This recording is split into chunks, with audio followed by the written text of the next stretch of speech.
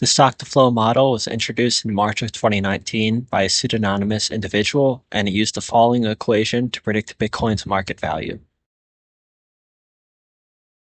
This equation can be used to predict future Bitcoin prices because Bitcoin's supply schedule is extremely predictable. Bitcoin is capped at a supply of 21 million, and its issuance began at 50 Bitcoin per block and is halved every 210,000 blocks. The general premise behind the stock-to-flow model is quite simple. Assets that are scarcer tend to be more valuable.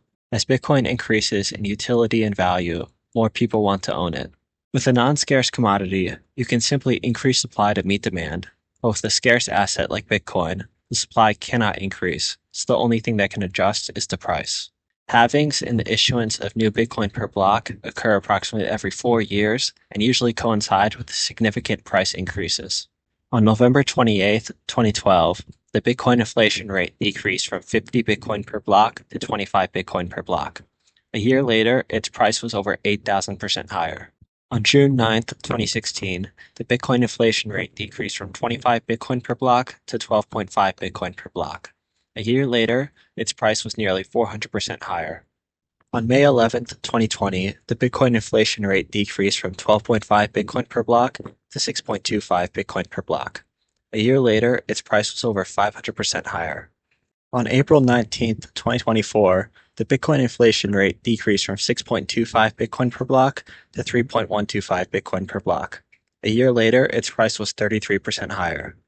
Today, approximately 19.93 of the 21 million Bitcoin have been mined, leaving approximately 5% of the remaining supply to be mined from now to 2140.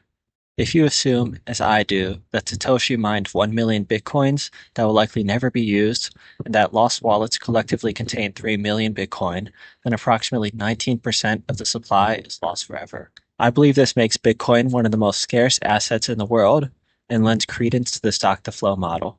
Using C++, I'm going to implement the stock-to-flow model from scratch and then estimate how accurate it is.